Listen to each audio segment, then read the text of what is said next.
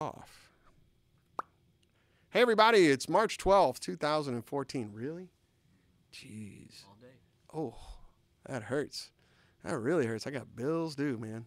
The 65 lava lamp. Yeah, we need that. Well, anyway, my name is Dan Boul. I'm president of 65 Amps, coming at you from Office Studios in Van Nuys, California. It's my good friend Frank Falbo here, who you've seen on the show before. And Frank does need a mic. We'll have to figure that out because Brett's gone. I mean, there's a bunch of mics in there. We can sort out something. You can just write stuff down. You whiteboard it. Yeah. That'd be good. Type it on your phone. Hold it up.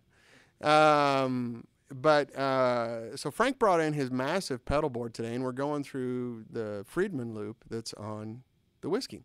So we're just going to have kind of a loose show and take questions, goof around. I'll let Frank play guitar more than me because it's his pedal board and he's got it down. It just sounds great. And we got a little bit of increased bandwidth today on the show, so hopefully you guys can notice a little cleaner picture and less choppy video and also a little less compressed guitar sound. We're on our way to getting the new format of the show going. Unfortunately, my compadre Brett Chasen is out sick today, so we kind of had to just make do. We hope Brett gets better fast. So we're just going to sit here and goof off, and if you have any questions, we just had a Stump the Audience song, which no one got. I can't believe it. I was playing a Slim Harpo tune called Baby Scratch My Back. And nobody got it. So we'll have to stump. Even my buddy from Chicago didn't. It's Chicago blues, man. It's like, I figured he'd have to do. You want to be entertained today? Well, I hear there's a good movie on over at the Cineplex. So we'll get going. You know what I might do is I might get you playing here in a second, and I'll go find a mic and string one up. Sure. Whatever you want. So right now we're going through the loop and with Frank's Deja Vu pedal from Seymour Duncan.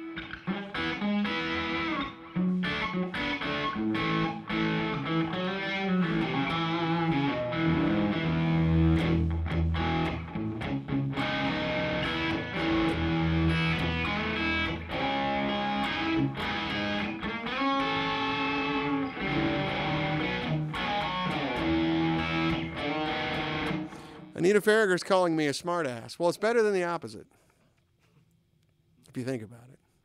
I'd much rather be called a smartass than, you know.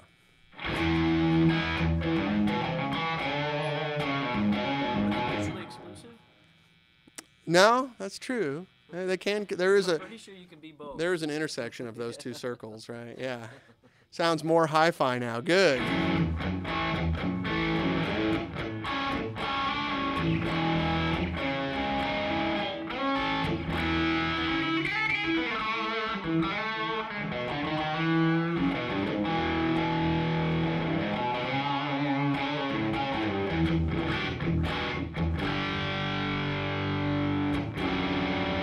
Now, we were just talking about earlier this band I'm playing in. We have two girl singers, and they've decided that they want to do some Pat Benatar stuff. So I've got to relearn all that stuff because I used to play that stuff in cover bands 30 years ago. And we were like, hit me with your Pet Shark. You know, there's a band out here in Riverside, and they're called Pet Shark. And all they do is play songs with misheard lyrics in it. That's great. It's a because Hit Me With Your Pet Shark is one of the best ones. And so they name their band Pet Shark, and they do all kinds of stuff. And they do the misheard lyric. Right. They play it as most people have heard it. I love it. Kiss this guy. Yeah, excuse me while I kiss this guy. But there's a bunch of other stuff. There's like a Phil Collins song. I Can Hear It in the Air Tonight, Laura. Yeah. You know, I mean, it's just, there's a whole bunch of them they do, and it's really good. And the guy's one of my friends on, I got my 80s shirt on too, Don't Stop Believin' with Santa on it. Yeah. Since the whiskey is my 80s revival. But, Right. So the 80s, which it was sounds made on amps from the 50s and the 60s. from the 70s mostly, yeah. What was the other one we had to learn? Your love is like a tidal wave. That was it. The other. can't remember the lick now.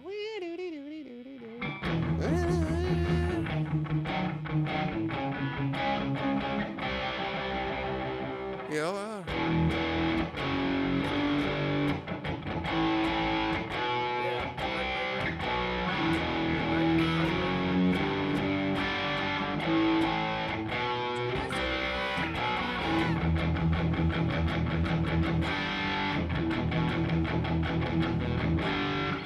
Yeah, I got to relearn all that.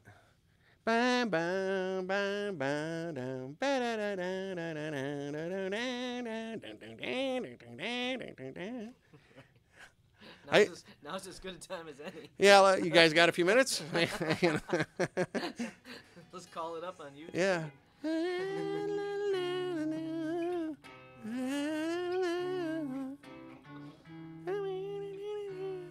Anyway, yeah. We'll see how far down the 80s road those guys want to go. We were playing it before the break. The other one I have to learn is,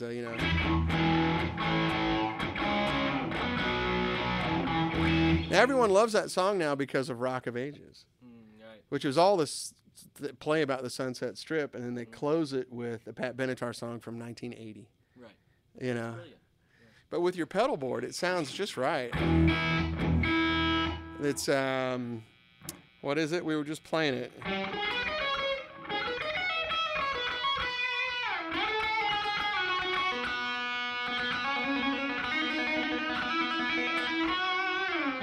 That delay sounds perfect.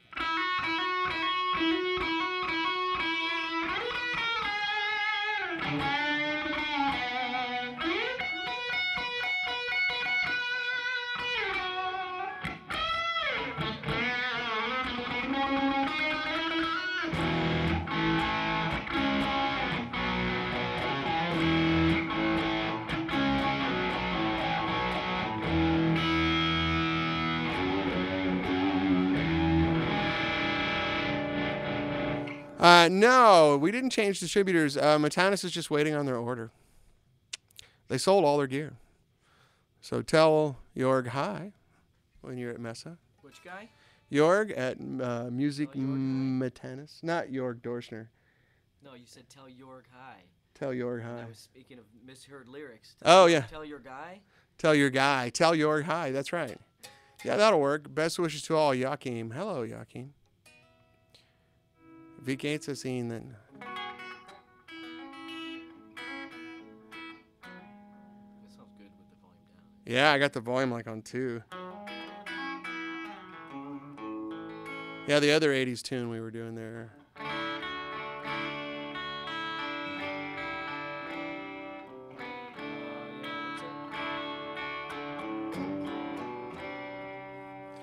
Driving home this evening, Right. could have sworn we had it all worked out. It's a great song, isn't it? You had this boy believing way beyond the shadow of a doubt.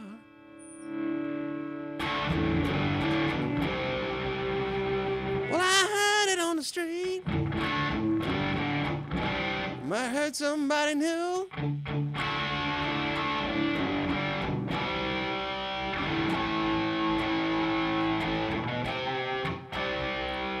You'd be letting go. Sing it, Frank. Well, it cuts like a knife,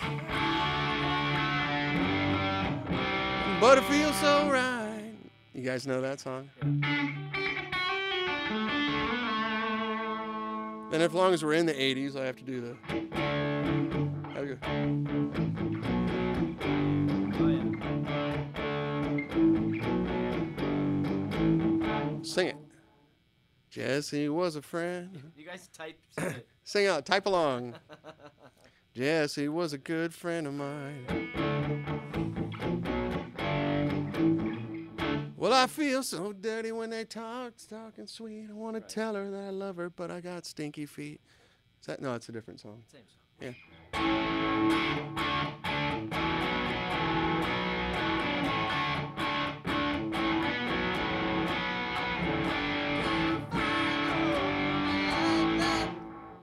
I play along. It's a great song. It's a great song. You know who played guitar on that song? Oh, it was. It was not Rick Springfield. No, of course not. But it wasn't Tim Pierce. No, it was Neil Giraldo. That's right. That's right. Yeah. Yeah. People thought it was Tim. Yeah. It was Neil. From what I heard, like, he cut the tune, and whoever was producing that record went, dude, you just can't play guitar. Yeah. And Giraldo was literally like a bum hanging out at Sound City, hoping that, you know, he could just sink his hooks into something, like broke kid. Right. And they walked into the lounge and went, you play guitar, come here. No, it's a great song. And he sat, and they played the tape for him once, and he went, okay.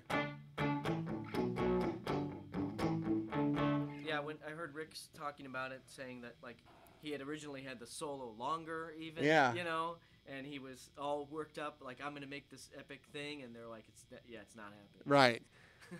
But that's how I understood, like, Neil was dating Patricia when they were kids, and because of that thing, he said, hey, me and my girlfriend write songs, can we cut a demo tape? And they cut those first few records at Sound City. Wow. One of those little dominoes that happened. Yeah. And all of a sudden, like, oh, this little girl can sing. Oh, my God, you know. And they write pretty good tunes, even though they didn't write Hit Me With Your Best Shot. Right. And still together. Yeah. Way to go. I have no idea why they call him Spider, but I don't either. he was Neil forever, and then all of a sudden, like, in the 90s, I'm Spider. Hey, okay. If you make that many hit songs, I'll call you. I'm changing my name now. To what? Spoon. Spoony Love? Shoelace. Just something. Shoelace. I like that. Shoelace Boul.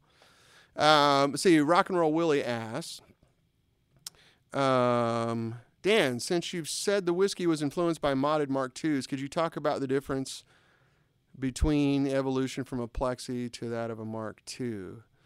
Well, a Plexi and a Mark II aren't dramatically different other than a Mark II has a master volume on it. They're surprisingly similar. The only thing that really changed, even in Plexis, nothing really changed except for some coupling caps. They kept making them brighter and brighter and brighter.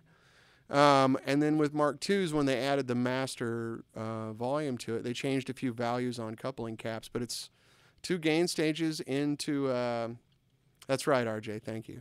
Spoon is taken. I'll go with Shoelace. Whatever, you know. Salt shaker, I don't care. But it's still 2 gain stages into a cathode follower. Just a little bit of variance. Even the transformers in the Mark IIs were virtually identical to what was in Plexis. They were Drakes and Dagnalls. I didn't know that. Yeah, even like the very first JCM 800s, if you look at their output transformer, it's like the same thing that was on a Plexi. Really? Yeah, and then they figured, hey, this amp is popular. Let's cut the knees off of it and make it as cheap as we possibly can. Right. But Marshall just stuck with what they knew. You know, Drake and Dagnall were their 2 suppliers, and if Drake was out, they bought Dagnalls, and if Dagnall was out, they bought Drakes. Yeah. And that was about it. Only thing with a lot of Mark IIs, they started shipping with 6550s in them instead of EL34s because they were hard to get over here for some reason in the 70s. So when Korg took over distribution for Marshall, they just started ordering the amps with no tubes in them. Korg would put 6550s in them. And which amps do you mean? 70s Marshalls, anything from the 70s. Yeah. So Mark IIs, all the master volume ones. You know, the kind of, when did they first do the master volume? 75, 76? You're looking at me? Yeah. Yeah. Somewhere around there. 76, whatever it takes. That's right. You know, 6550, 6551, whatever. Whatever you want, man. We can do it all. It works. But what we can do, I can push this vocal mic a little bit, and we can sit. I can hopefully pick you up a little more. Hi. Here in a minute, I think I'll just have Frank play, and then I'll try to string up another mic. Yeah. But did that answer your question, Willie? I mean, the biggest difference with Marshalls happened in '73 when they went to a printed circuit board. But the printed circuit board they used in '73 was really primitive. Like, most of the circuitry was still on flying wires. Like, all the pots and jacks and switches and everything were still hand wired.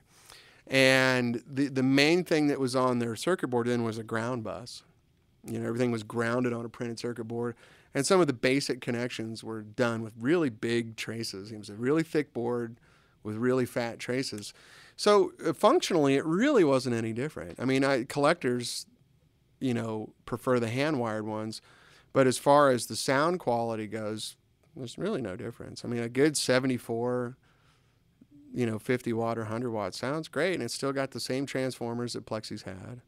And if you're not wild about the sound, to make it correct, you usually just have to change, a coupling cap, and it's usually just the one on V1. They kept making them smaller and smaller, because they wanted them to be searingly bright. Right. Like a super bass has a .68, I think, in it. Huge coupling cap versus a super lead has like a .01. Really? Microfarad coupling cap. So. Just to pinch it. Right. Just to squeeze it all down. Well, it takes a lot more energy to make bass than it does treble with a vacuum tube. So when you're pulling bass out of the amp, it gets louder. And you still had, your job was still to cut through the mix at that time. Right. Whereas now we think of things differently. Give me your sound, right. I'll create the mix. And it really wasn't that common for, the mic'd up guitars to be the main thing you heard. I went to a lot of concerts in the 70s. The guitar was coming out of the PA, but then the guy had 3 stacks on stage. Like I saw ZZ Top in '76 at a football stadium, and he had 300-watt stacks on stage, and so did Dusty playing bass through 300-watt Marshall stacks. And most of the guitar sound was coming off the stage. There was some coming through the PA, but really all you heard through the PA was the bass, the kick drum, snare drum, and vocals. And so you need a pretty squawking amp, for that to carry, because treble doesn't carry. Right, it's the first thing to die. Right. See, as long as we're doing 80s and I got this mid-gain sound of a...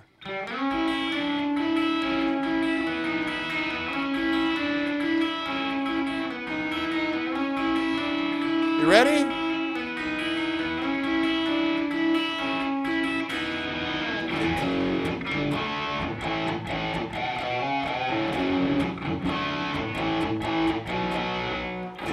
Jenny, Jenny, who can I turn to? Come on, you guys know all this stuff. Sing along, type along with me, damn it. I feel so alone here. You guys thought I'd played in cover bands in the 80s, man. I remember all this junk. You played enough, it's just in your rote memory, just. But I can still play and sing that song, which is kind of a funky. You gotta do if you got a finger picking.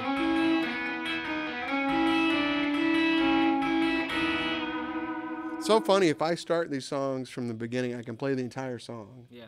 But if you ask me, how does the B section go? I don't know. Yeah. But I can go.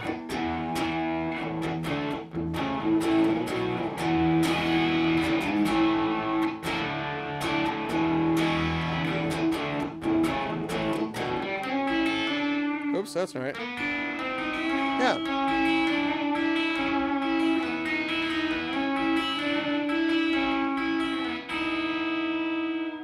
A little too tall? What's too tall? Me? Or the guitar? Could have used a few pounds. Oh, you're talking about Bob Seger, right. The song about boobies. Her points were standing way up high. It's like, oh, it's guarded. What's he really? He's talking about boobies. Bob Saget from Full House. Yeah. Oh, it's no Bob Seger. Sorry, right. That's something else. So here, Frank, walk us through your pedal board. Okay. If you don't mind, and tell us what's happening. And I'm gonna go look for another microphone. Sure. And we'll see if we can make this work. So that mic's pretty hot now. You don't have to get too close to it. This mic's pretty hot right now. It is. All right. Yeah, so and you're on the dirty pedal board basics. The first thing that I hit is a buffer. And that's important because it kind of preserves the signal through a pedal board. It's more fun to plug straight into the front end of this amplifier because the guitar drives the amp with a signal and with an impedance load that is friendly to the guitar and that creates gain structures that we all like to hear and like to feel. The problem is if you have to play a gig where you need more versatility and you need some other different wacky sounds, you have to run a few pedals or something like that. And so I start off with a buffer. I have it set to about 3 decibels of gain because I lose somewhere in that range by the time front to back I come out of the pedal board on the other side. So I'm probably 1 dB, 1.5 dB up maybe at the most by the time I come out of the pedal board. And that's a good, that's kind of a good practice. We've heard this a bunch of times that, true bypass pedals are better because the signal passes right through them and it doesn't get buffered. And that's great until you have too many true bypass pedals, and then you're dealing with all the cable capacitance. And unless you have a buffered guitar, like with a preamp on board or something like that, then you can suffer from that. So, I hit the buffer, and that's what we're hearing now.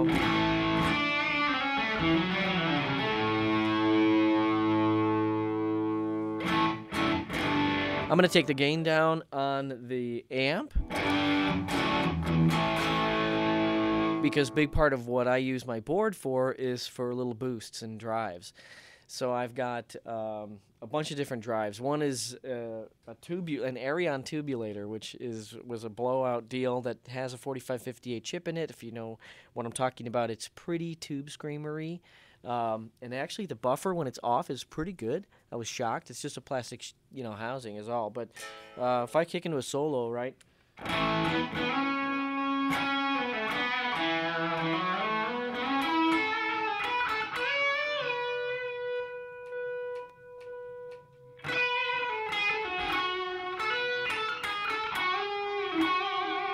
It's pretty subtle. It doesn't change the sound that much, just like a lot of good tube screamers will, do. They thin out the bottom end just a little bit, but set you up for a decent solo boost.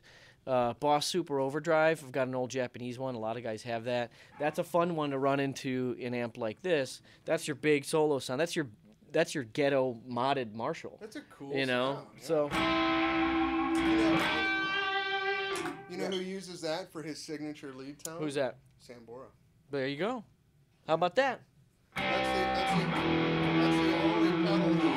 the only pedal he carries with him everywhere. Really? Is that exact pedal? And what's that one solo? What's the main song? Slippery? Yeah. Oh my gosh. Halfway there, Living on a Prayer, right?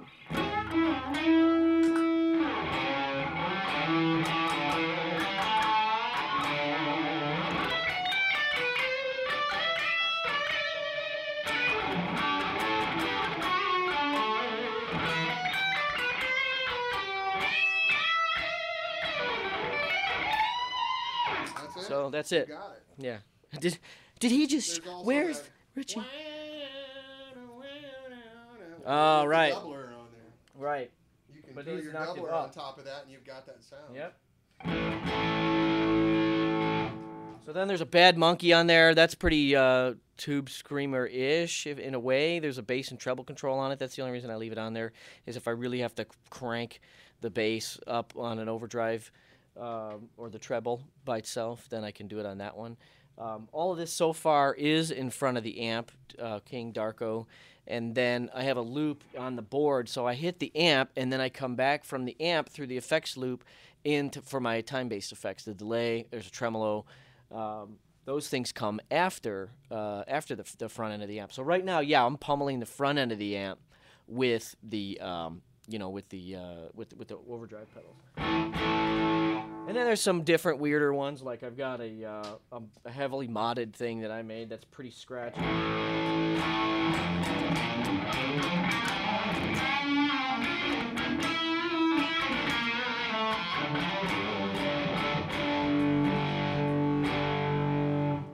And someone's asking, is it better to put a buffer at the beginning rather than the end of the pedal chain? What is better to do is to manage your cable length. In other words, if you have passive pickups and you're going to go through a bunch of pedals, then it is best to put a buffer up on the front end so that you're buffering the signal, and that makes it easier to get the signal to pass through the other pedals. Say again? Isn't it easier to manipulate from the beginning? Like Well, as you get your thing together and you're playing a gig where you've got a 30-foot cable, yeah. You're going to want to be able to tweak that line a little bit, Mm-hmm. so you still feel like you're somewhat connected to the amp.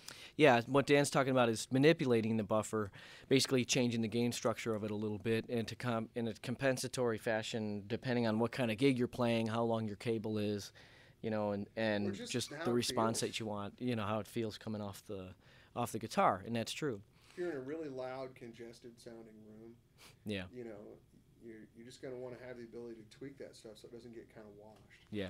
For me, at least, like even with your board, which is really well put together, I get a sense of a little disconnection from the board. Totally. Yeah.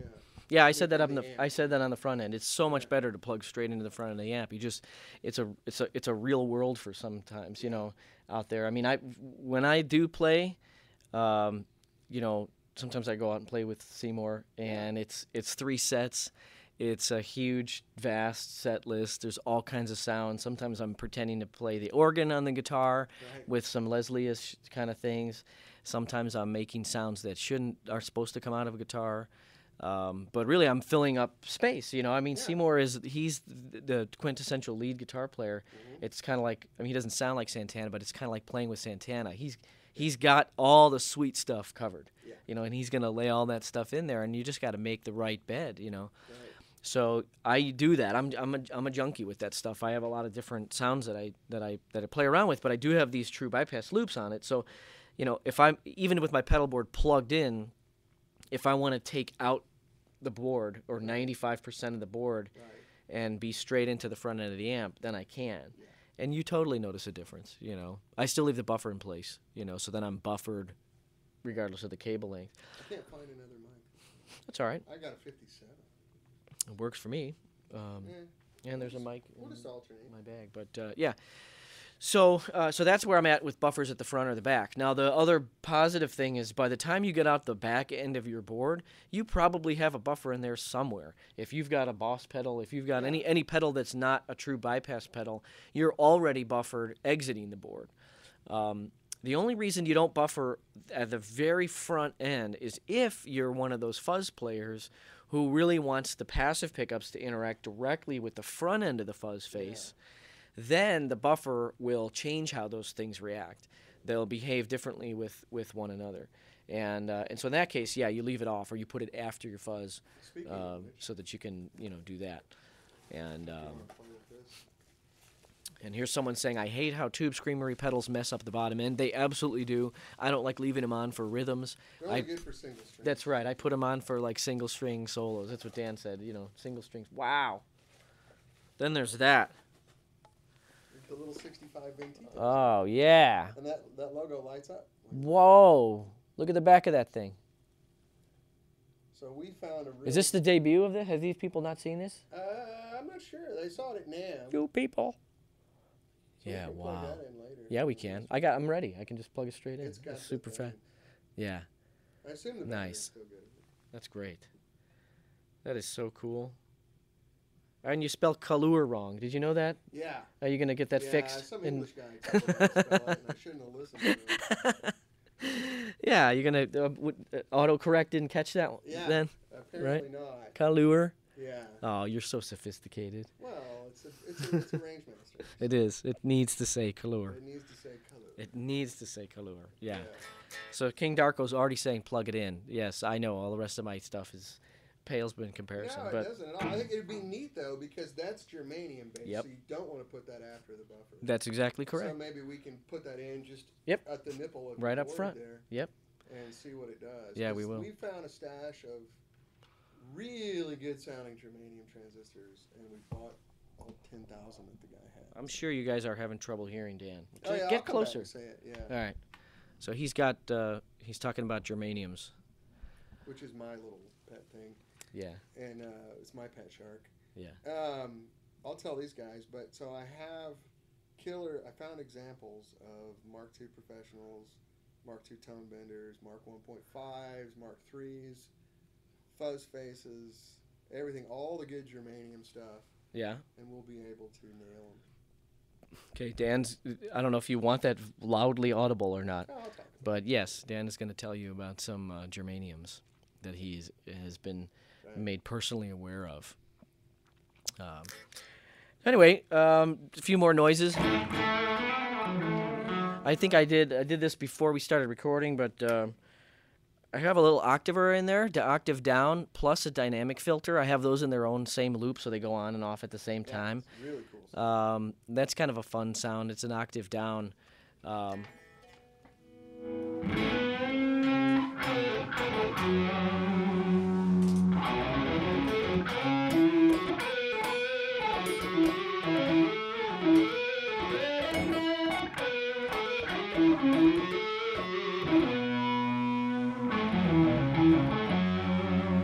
the amp's already dirty. If I really want to, I can just beat the crap out of it with more dirt, and it's very fun.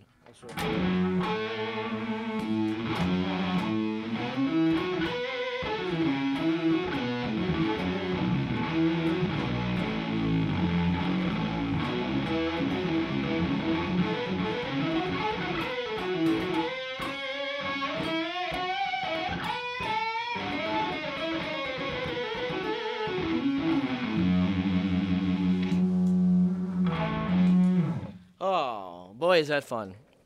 It's cool. Yeah, put a You're little doing some neat stuff clean with that, too. Yeah. Clean channels over here. And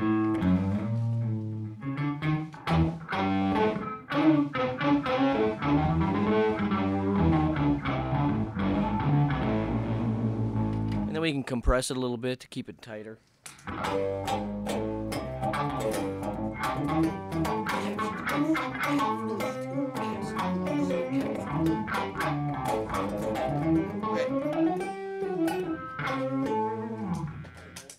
What's that? Oh no.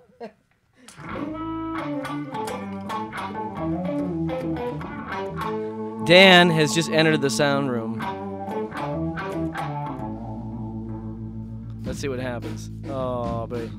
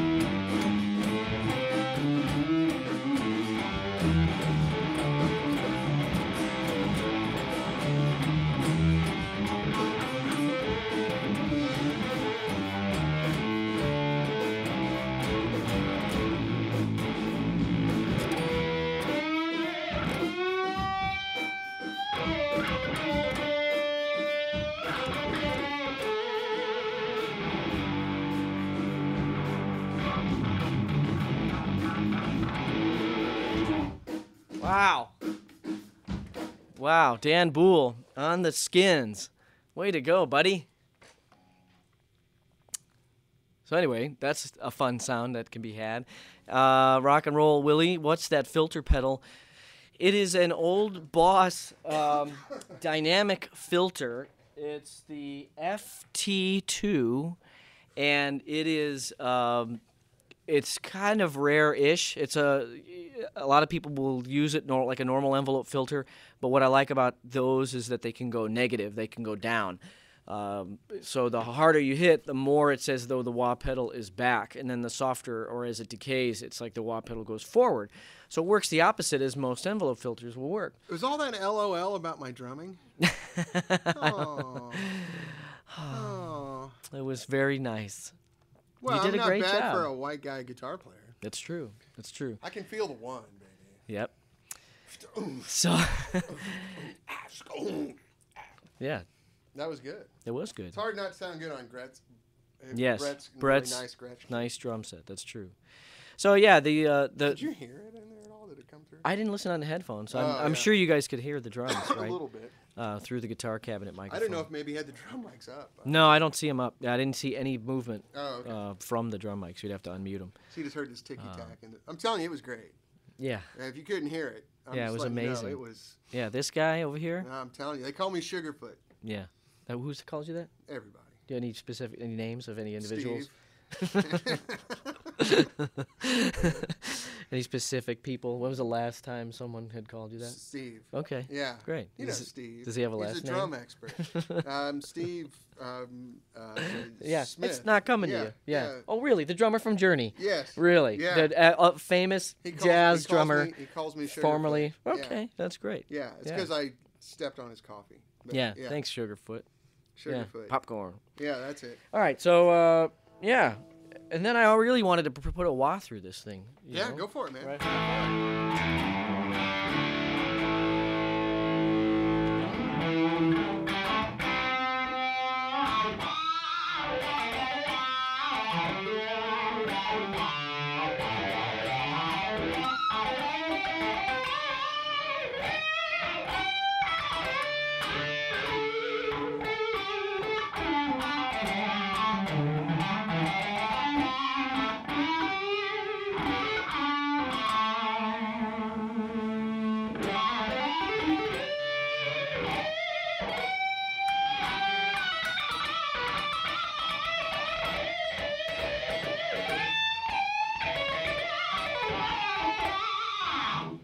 Yeah, that's fun. Man, I tell you what, the color boost in front of that wall.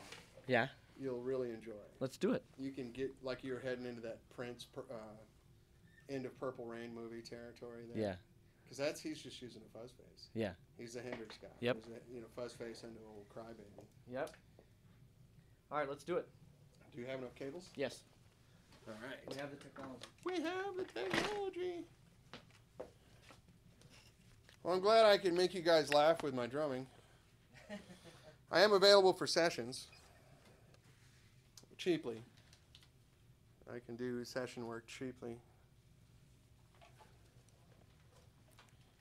And it's not just the funk. I mean, I'm known for my funk drumming, but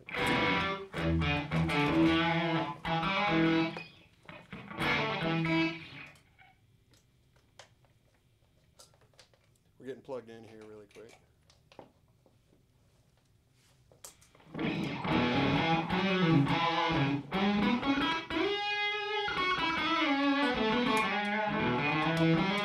we get it up where the guys can see it? Yeah. Longer cable. Yeah.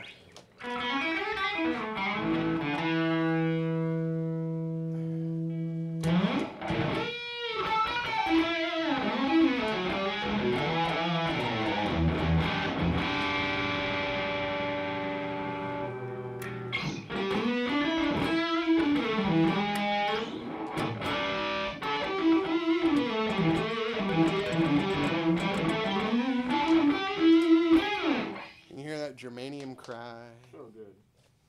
A proper germanium transistor has this thing, it's hard, there's no adjectives for it, but not long enough. That's close. It's pretty good. We can see it here. You're unplugged. Go show. Oh, okay. Color boost. Light. So, it's got a 4-voice thing and a gain. I've got it on the second to lowest voice here. But I'll run you through it. We're looking for a cable so I can bring it up here. But you can see a little 65 Ventitos on it. And man, it does. I'll show you the coolest thing about germanium. The distortion is great. But for me, one of the biggest strengths of germanium is when you roll your guitar back. You get your ticket to ride, Let me grab a chair, All right. Hello again. I had to go take a shower after all that drumming. So, color boost. Yay. Color boost. So let me start with the gain down a little bit. So I'll run through the 4 voices. So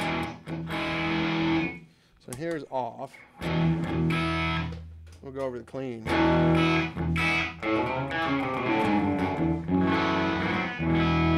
So this is just the pedal. A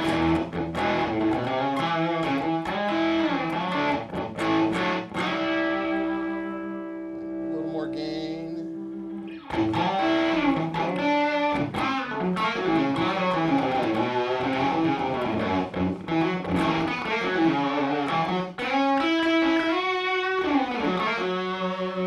little more gain.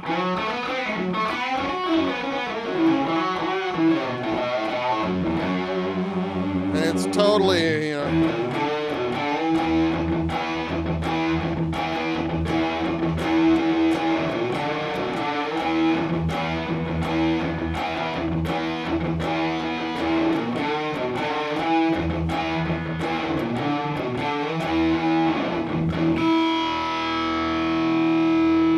Go through the voices a little higher.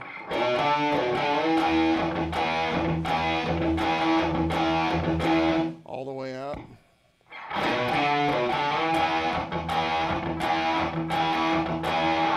You just hear that germanium thing, and then all the way down to the deepest sound.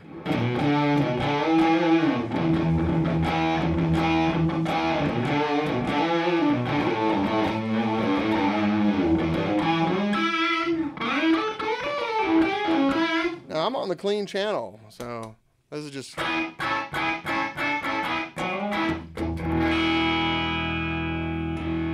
So I go over to the dirty side, I need less gain out of the pedal. Put some gain back in the amp.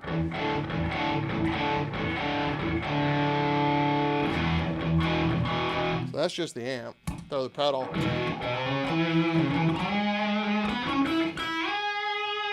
Lots of sustain. But the great thing, you roll your guitar back.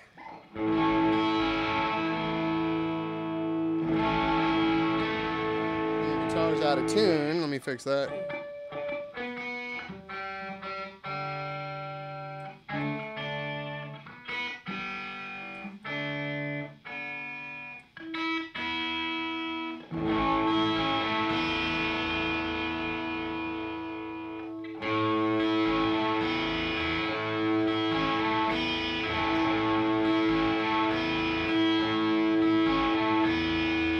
You got that thing.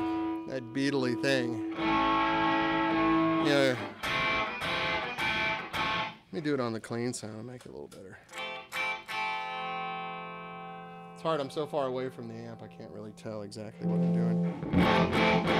So that's the pedal.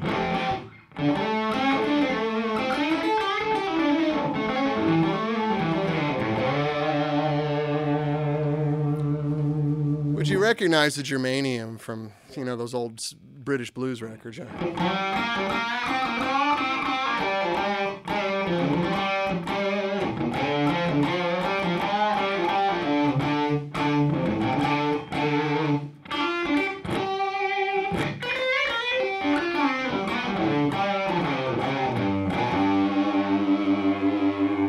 So, but again, roll it back.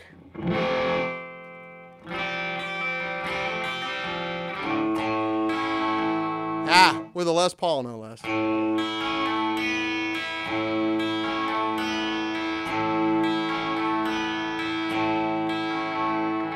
Sing it, Frank.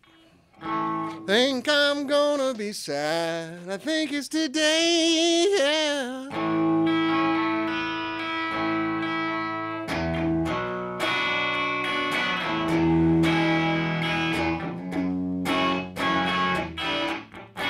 How's it go?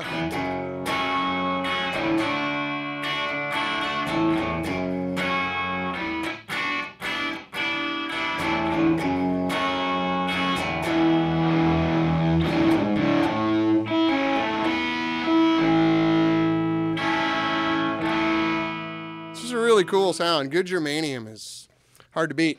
And they're hard to find, and we got lucky. We found a stash of really good germanium transistors, about 10,000 of them, and we bought them all. So the pedal is in production now. You'll be able to see it. You'll be able to buy it. You can order it right now from all of our dealers, but you won't see it until next month. But it's that thing.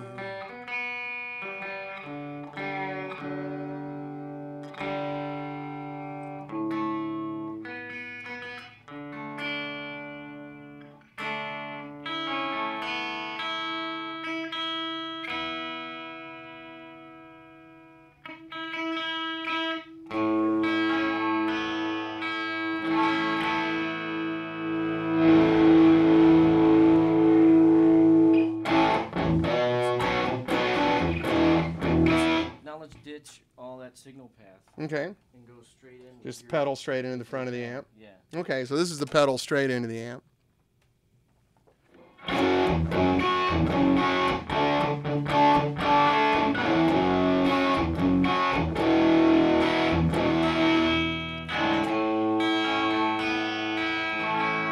So this is what I'm playing.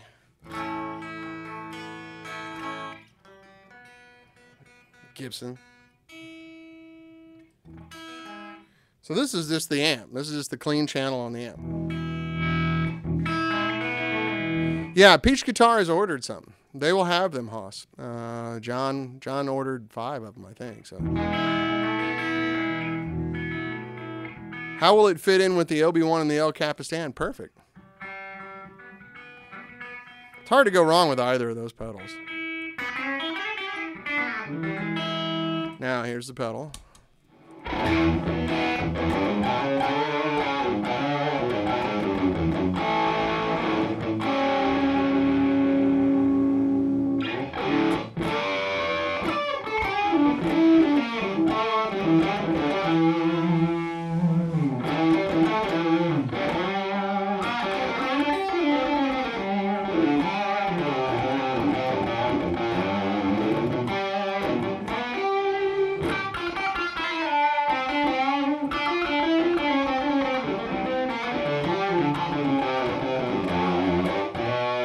Oh, good question. Is that pedal PCB or hand wired? This is hand wired, and the only thing we really do different with our pedals is we use amp parts.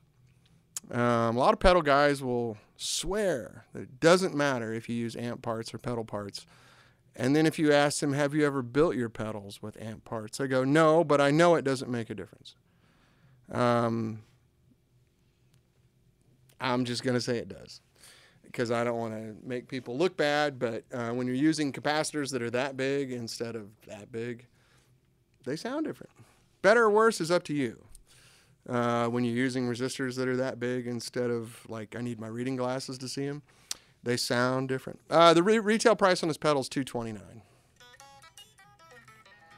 But it's all hand-wired. Same, it's got the Sozo caps that are in the amp, the same Allen Bradley resistors that are in the amp, you know, the whole thing. It's the same stuff we use in our amps.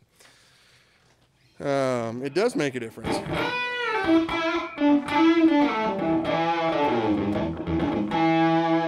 It's a cool sound pedal. I like running it all the way up, you know. You got your...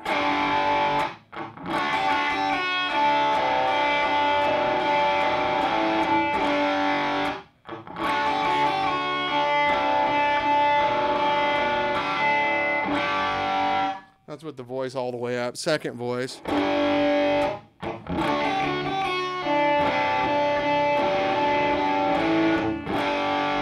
Third voice.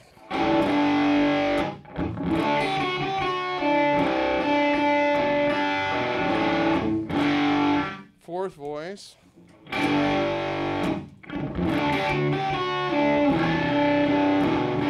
Oh, good question. Two guys ask it at the same time. What's the difference between the new color boost and your old one, the transistor? It's still an NTK 275. Is it NTK or NKT? I can't. You're looking at me. You're a pedal guy. NTK 275 germanium. We just found a new source. Actually, it's not a new source, just a stash. And the guy had about 10,000 of them, and they were all great. And it sounds good. So we're going to do Ziggy played guitar. Yeah, NTK. Thank you. So we're going to do all the obvious germanium-based stuff. Like the color boost is my take on a range master. It just has a little more voicing to it. I'm going to do a Mark II tone bender, a fuzz face, probably a Mark II professional as well. You know, all the obvious germanium stuff. Super fuzz. And man, when you got good transistors, those circuits just sound perfect, you know.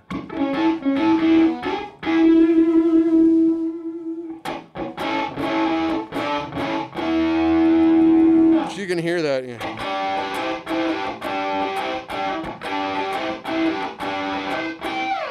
That sound, that's on the second voice. Third voice, a little more body to it.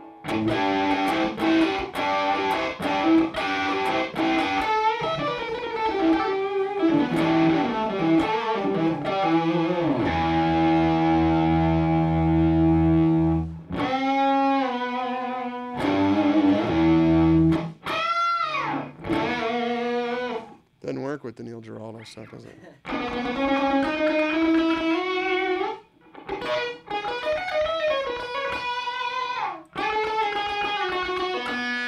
Almost. I wish we had the Strat. Then you could really get some good. It really loves the Strat. Has guitar. Oh, is it? Yeah, my white Strat's here. Let's plug that in. Has Chicago Music Exchange ordered some? Yes, they have. Go ahead and reserve one.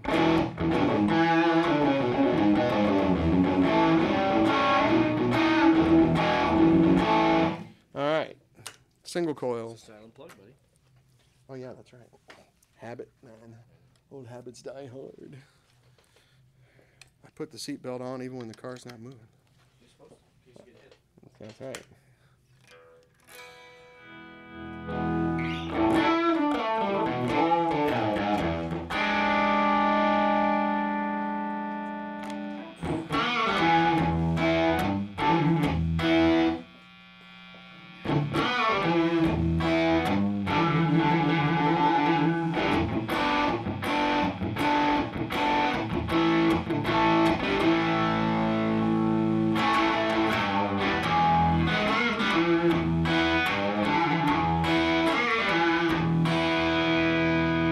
Now I need your wah.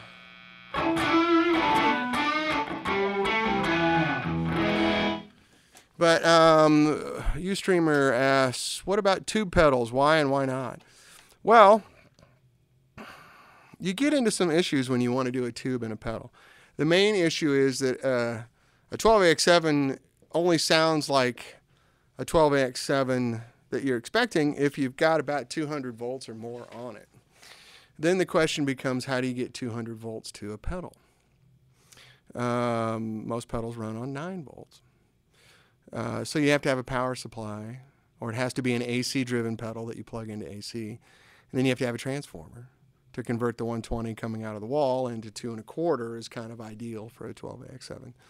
So having said that, a 12AX7 will work at a much lower voltage, but it doesn't necessarily sound better than using a transistor.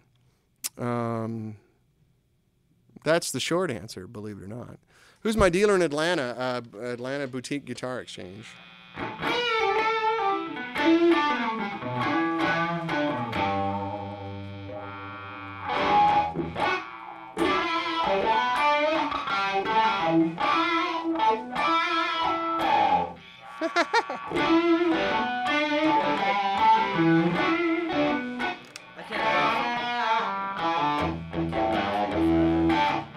Yeah.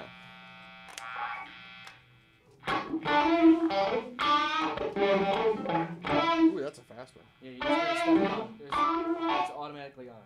Okay.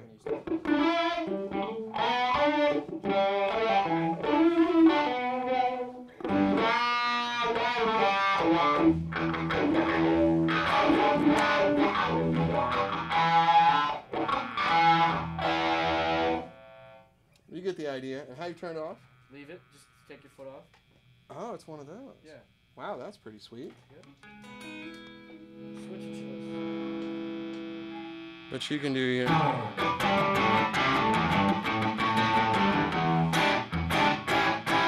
But you know, all your...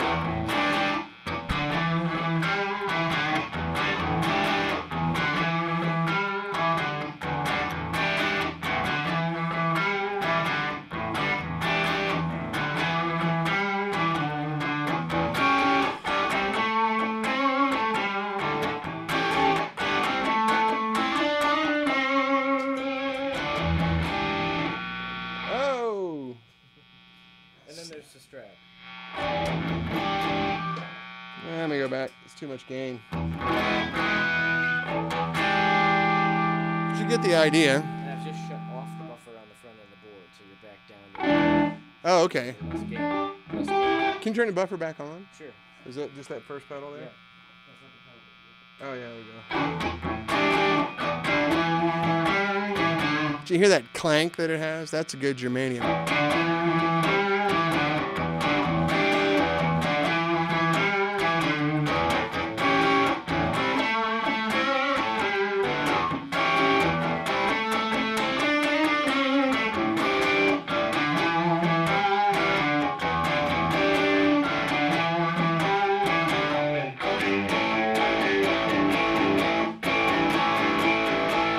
You hear that distinctive germanium notch in there?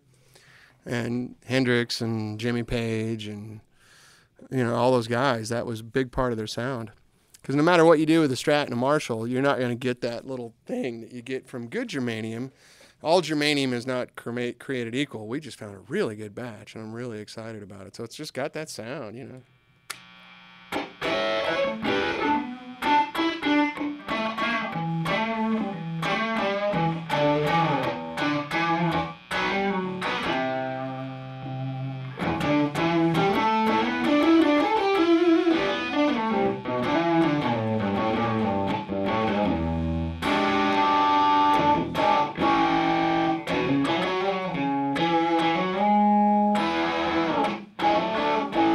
Here's a softball question for you, Frank. How do volume pedals affect amps? Is it mostly just the volume? The place on the front end? Yeah. No. It changes the load. It does. It fucks everything up, I think. Yeah. I'm not a big fan of volume pedals. I'd rather use my pot. Unless you need to have some swelling effects, Back to just the guitar.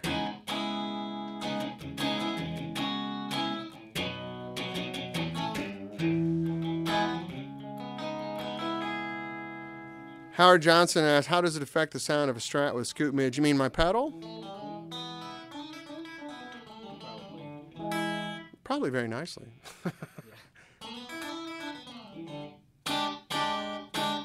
That's that sound.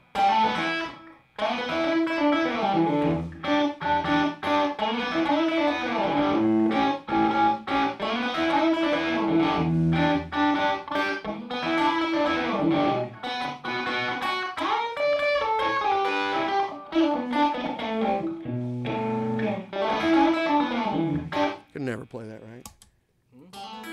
Yeah.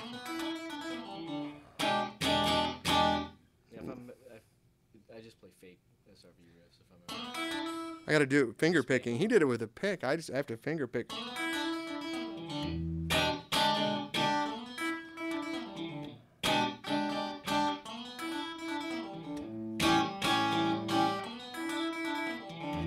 It's like banjo playing.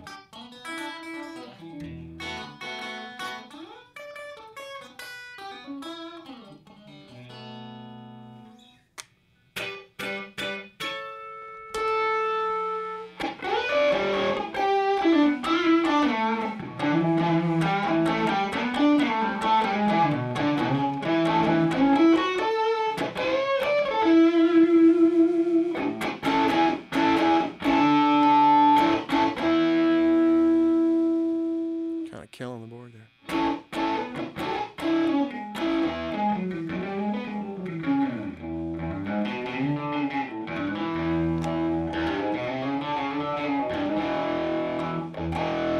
So that's my germanium color boost.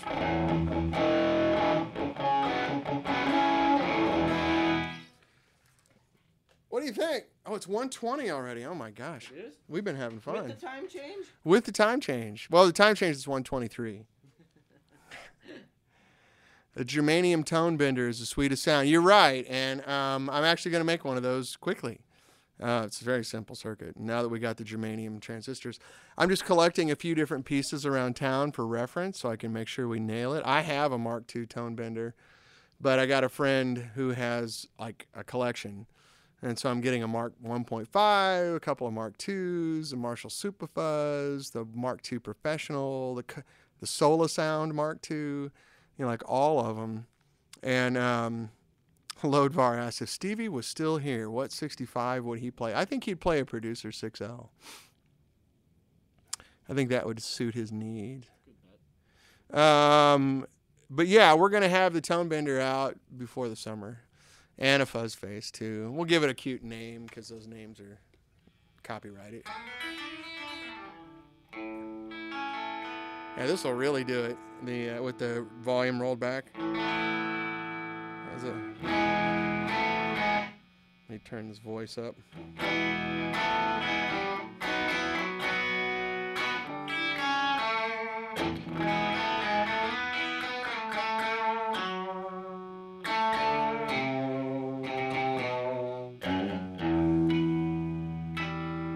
here's what I'm playing.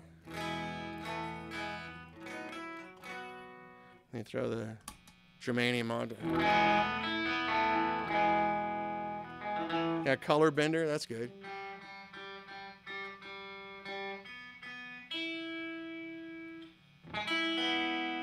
Yeah, that's it.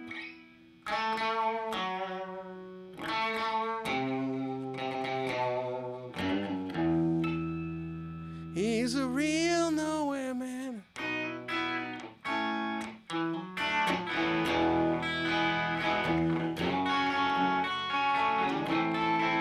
And this is a lick. Because they were using the Maestro fuzz face before there was. One of those. No, it was a Gibson, right? Yes. The Maestro. That's a germanium transistor too. Yeah.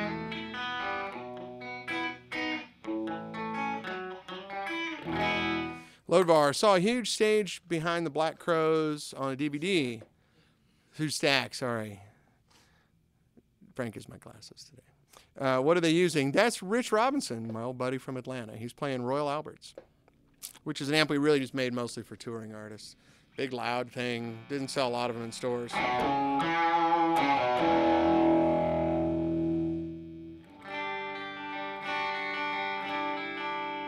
That's harmonic chimey thing. I just love it.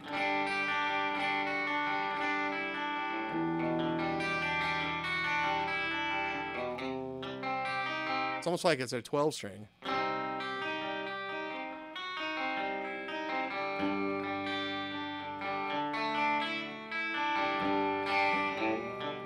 Because again, this is what I'm playing.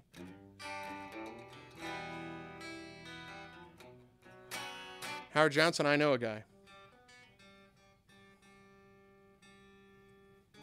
He plays with Buddy Deuce. He's one of the benevolent honkies.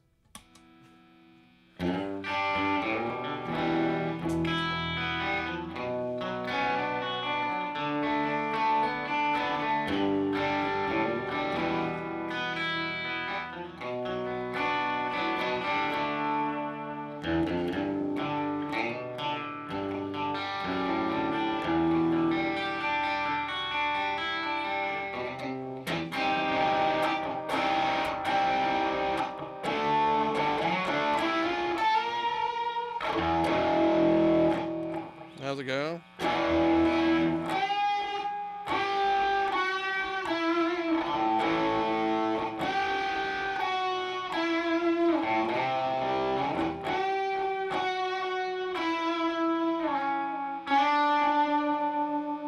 Something like that.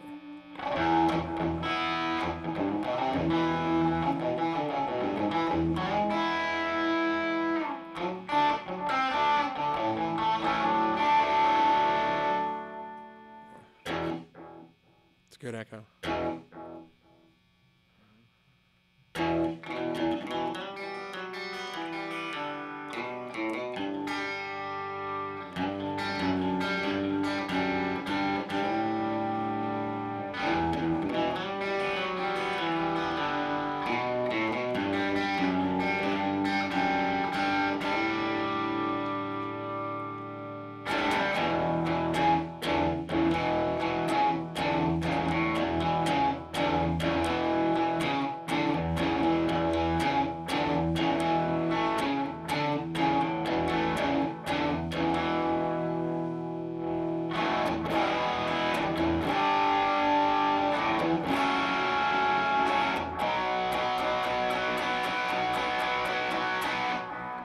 Now I'll go back to the amp.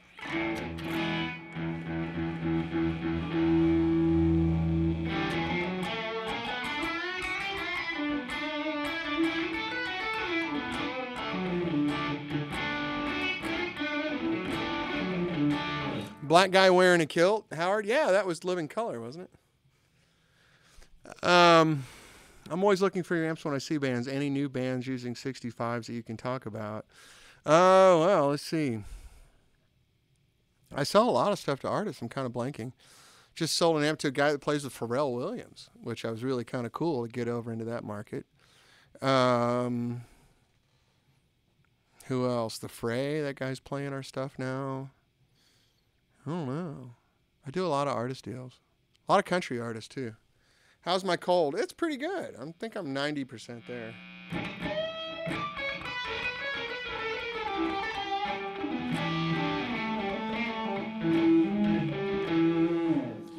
Saw a 65 combo on Letterman last night. Can't remember the artist. Oh, gosh, I wish I would have known. Costello's out here doing a recording project with T-Bone Burnett using his little Elvis. We're kind of getting close to touring season now, so there's not going to be much going on in town. Guys are going to start hitting the road.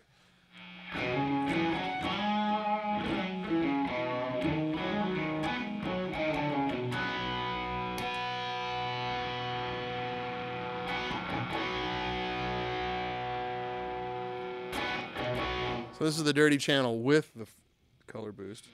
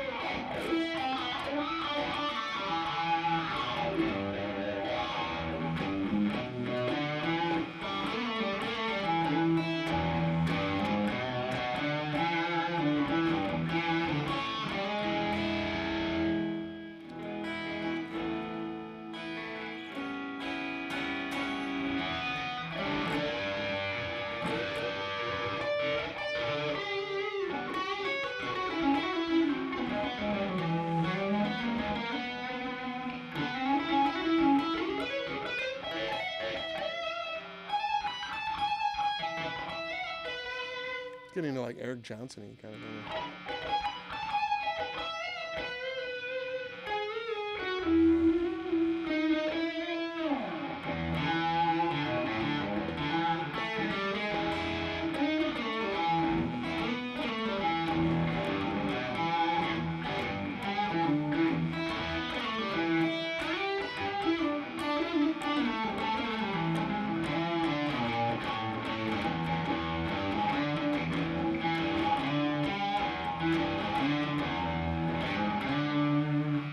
That pedal just makes things nasty.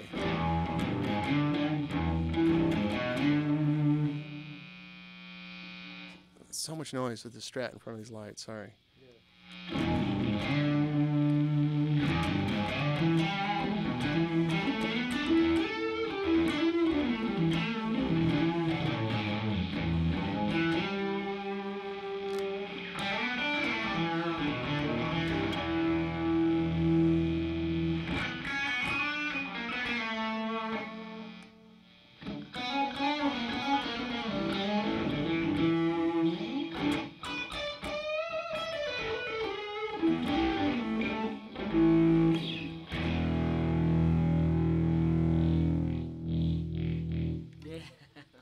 That was nice.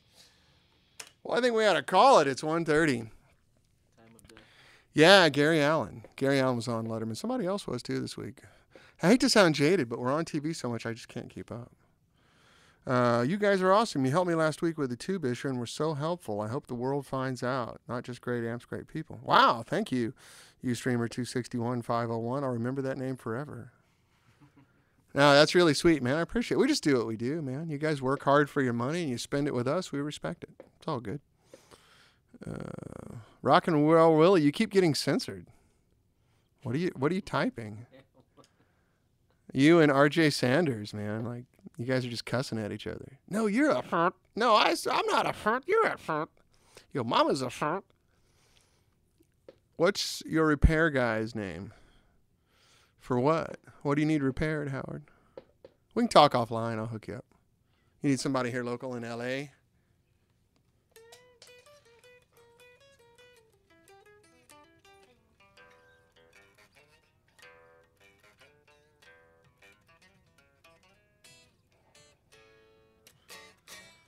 Well, anyway, I think it's a good time to call it. Hopefully, everything sounded a little better. The video's a little less choppy. You talking about Mike, Howard? Mike Franciscini? He's good. Or you mean for guitars? Oh, on Moore Park. Norick Renson. Turn on links. Ah, okay. Hang on a second. That's why you're getting censored. Not because you're vulgar. Allow links. Now try it again. Will they open up? Yeah. Yeah. It works. Oh, no, the previous ones won't. You got to repost it. Exactly right. Exactly right.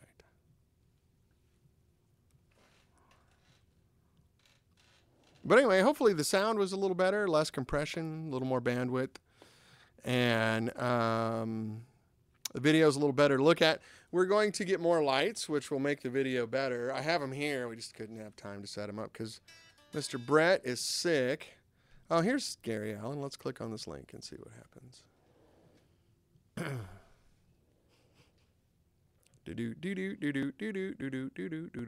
These guys are really nice. Gary has this big, rough, tough image, but he's a really cool dude. It ain't the whiskey is the song title. Yeah. It's probably not, is it? The other one is, yeah, it ain't the whiskey. He's playing the whiskey. No, yeah, he's got some pretty. He's been through some stuff. Oh, it's 30 seconds of ads. Well, we'll have to just wait. Watch that later. Oh, look, it's a guy dancing with his daughter. Okay. But we'll check that out later. Yeah, a little better today. So we're going to make the video better with more lights. This camera will wake up when we got more light going. So, which combo? Yeah, Gary has the Soho. Gary Allen uses the Soho. It'll be like this. Yeah, Dead Frank. You've heard of the band Dead Sarah? This is their uncle, Dead Frank. That's how it's going to look next week.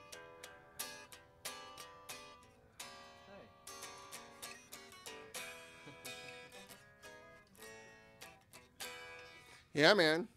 Very good. Well, thank you guys, and thank you, Frank. Man, it was fun watching you play with your big pedal board. Appreciate you bringing it over. And we'll see you guys next week. A little more improvement. Okay, I'll try the YouTube one. Yeah, I'll check it out, Rock and Roll Willie. Thanks. Well, let's have a quick look since we're here. Gosh darn it. CBS with their advertisers and their money and their bills to pay. I don't know if I can listen to it while we got everything else hooked up, but I can see it at least. There's a Hammond organ. And there's a Soho combo. Yeah. These are all really, really nice guys. You know Jeff Hanna with the Nitty Gritty Dirt Band? I don't. Oh, he's like, it's him and McEwen. Yeah. One of my favorites from the folk rock kind of stuff. His son Jamie plays guitar with Gary Allen. Also, and Gary's a really nice guy, man, but he's got a rough story. You can see it on his face. He made a couple of mistakes and paid for it. And now he writes songs about it all the time. Got a little bit of a Johnny Cash vibe going, Had some pretty traumatic events in his life. All right, yeah, we'll listen to that later. Really nice dude. And man, every time they come to town, they're really sweet. And I go watch them play, and they just treat me. It's amazing because he's a rough-looking guy. He's like, oh, hey, buddy. How? Really, really nice. They always are. Yeah. Anyway, fellas, a sincere pleasure. Thank you again. And thank you again, Frank, for making the trip down from Ventura. Sure.